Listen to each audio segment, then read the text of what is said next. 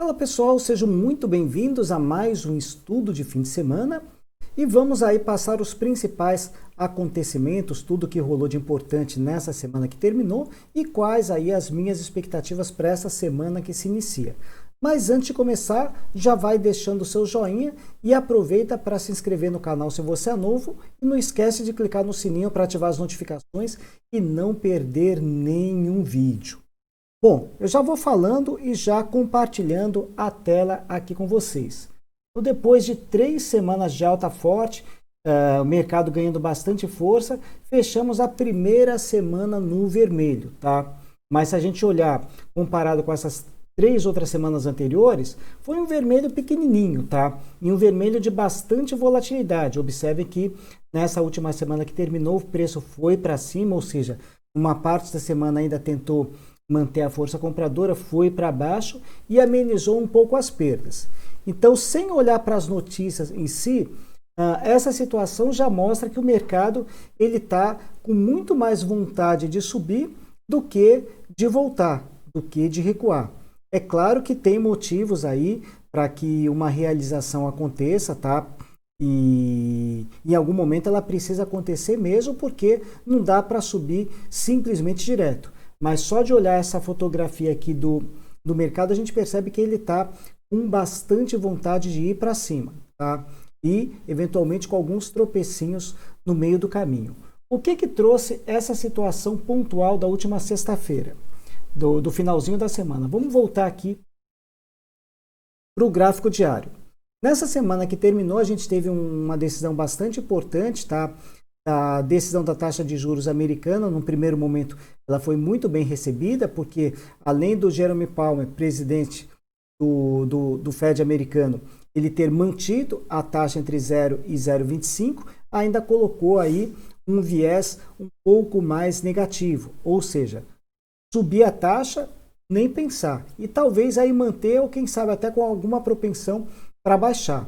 Então, no primeiro momento, a gente teve uma reação mais positiva.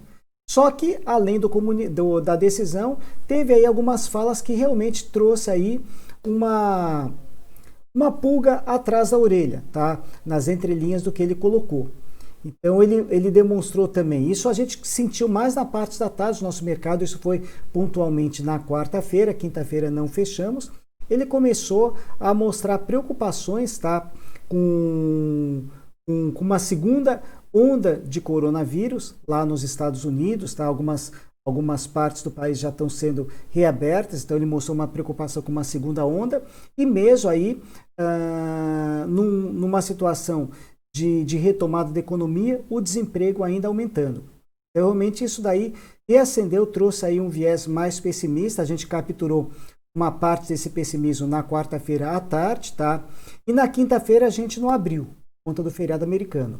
E o que aconteceu? As bolsas da Europa e Estados Unidos simplesmente derreteram. A gente tem um índice, uma ETF, EWZ, lá no mercado norte-americano, que é o equivalente à nossa BOVA11 no Brasil. Ela caiu aí quase 8%, 7,80 e poucos por cento de queda na quinta-feira. Tá? Levando aí uma possibilidade da gente até poder ter um circuit breaker na sexta-feira, já que precisaria ajustar esse dia ruim de quinta-feira. Porém, na sexta-feira, o mercado aqui ele amanheceu um pouco mais positivo, aliviando um pouco as perdas, e o pior acabou não acontecendo. E o que eu notei, tá? Isso aqui vai ficar bastante claro no Ibov, tá? Apesar da gente ter fechado o dia negativo, deixa eu trazer aqui uma outra ilustração, tá? Aqui a gente está vendo aqui as bolsas lá da Europa e Estados Unidos, tá? Um dia de alta, mas nada assim muito relevante, tirando o Dow Jones, uma alta pequena, e esses mercados caíram fortemente na quinta-feira. Então essa nossa queda aqui da sexta-feira, ela ficou barata, tá? Então se esperava aí uma queda bem mais acentuada, ou seja, mostrando aqui realmente uma propensão do mercado aqui querer se manter na força compradora, querer se manter para cima. Isso aqui, voltando para o gráfico do Ibov, ele não chega a ser necessariamente uma sinalização de fundo, tá? Esse corpo ainda ficou um pouquinho grande, mas ele mostrou realmente uma vontade de de contra-atacar.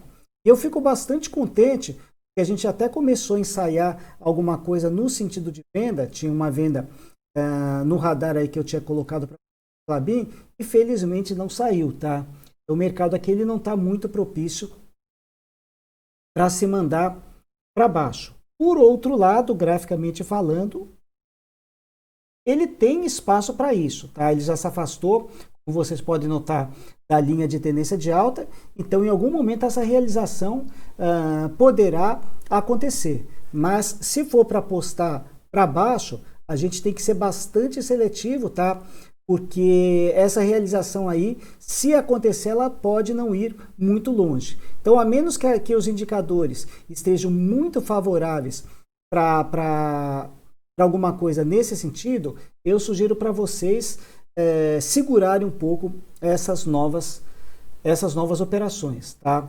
Então a gente notou várias ações de empresas que começaram o dia, né, de modo negativo, natural, tá? Mas boa parte delas mostrando recuperação ao longo da sessão. Ou seja, mesmo a própria Klabin, tá? A própria Klabin que eu estava no radar, que não acionou, ok, dá uma olhada a reação que ela fez. Então, isso aqui mostra que os sentimentos do mercado, que ele está com muito mais vontade de ir para cima do que ir para baixo. Mas, por outro lado, segue a situação dele precisar realizar. Nessa semana, o que a gente vai ter de importante? Além aí do acompanhamento aqui dessa situação pontual de vamos ter segunda onda de coronavírus ou não, tá? Então, isso segue no radar. Na quarta-feira, a gente deve ter decisão da taxa de juros Copom aqui no Brasil, né?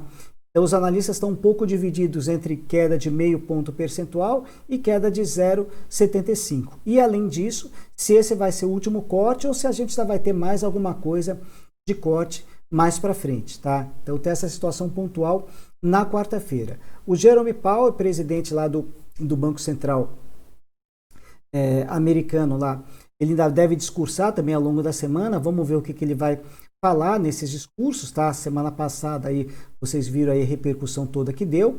E a gente vai ter importantes dados também da China, tá? É a segunda maior economia do planeta, né? E isso daqui realmente aqui deve dar aqui um sinal aí de como vai ser a retomada da nossa economia. Então isso também pode mexer um pouco com o mercado. Isso é o que a gente tem para a semana. Bom, das operações nossas que estavam seguindo, duas delas deram saída, tá? A Cosan Logística por muito pouco, tá? Beliscou o stop, mas acabou não saindo. Levamos um stop com BRF, tá? Essa daqui já foi embora, não está mais no jogo. A B3 a gente estava com stop protetivo, tá? Defendendo parte do lucro, acabou pegando, tá? Mas a situação pontual, para quem não revisou o stop, ela segue aí, segue com uma boa formação e pode ainda tentar buscar esse objetivo de onda 3 que a gente tinha traçado lá no 58,70, mas para a gente já deu saída. Eu, particularmente, pessoal, sobraram 4 operações. Nessa situação de pode corrigir, mas não está com muita vontade, mas tem espaço para isso, e o mercado ainda meio dividido, eu prefiro, num primeiro momento, não abrir novas posições individuais, tá? De swing trade com empresas. Porém, eu vou ficar muito de olho mesmo no nosso carro-chefe, no nosso índice Bovespa, que é a nossa locomotiva mestra. Então, é provável, tá? Isso aqui a gente vai ver durante a sessão, mas é provável que se o Ibov fizer fundo, tá? Ou seja, se ele continuar esse processo de retomada que ele fez na sexta-feira e confirmar fundo, talvez eu encaixe um swing trade aqui com Bova 11, tá? Ela já está aqui no meu radar. E a Bova 11 é um espelho do índice Bovespa. Então, é possível, né, que eu encaixe alguma coisa no sentido de compra com Bova 11, tá? Sem olhar no primeiro momento ativos individuais. E se for para ele realizar, como a gente tem espaço, tá?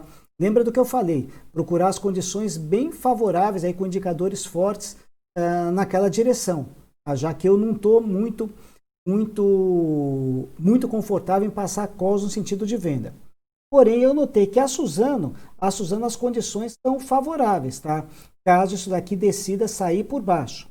Então, a Suzano foi uma que se recuperou pouco, a queda pontual de sexta. Ela tem aqui, ok, olha o OBV como ele está bem definido aqui para baixo, tá? Ele está bem inflexionado para baixo. Então tem indicadores um pouco mais favoráveis aí que podem validar essa operação para baixo. Então uma candidata à venda para mim seria a Suzano, tá? Caso o mercado resolva azedar novamente, tá? E aí o gatilho de venda seria abaixo da mínima de sexta-feira, tá? Mas de novo, eu vou ficar meio aqui em compasso de espera, meio na linha aqui da observação e conforme aí o sentimento do mercado, a gente vai talvez aí no sentido de compra, quem sabe encaixar alguma coisa nesse momento olhando para OVA 11. Tá bom, pessoal? Era esse o meu recadinho aqui esse domingo para vocês. Tenham um ótimo final de dia e amanhã a gente se encontra novamente. Tem a nossa live de primeiros passos lá através do YouTube, também né, através da Rico, amanhã às 2 da tarde. Tá bom? Então, muito obrigado pela atenção. Fico por aqui e até a próxima. Valeu!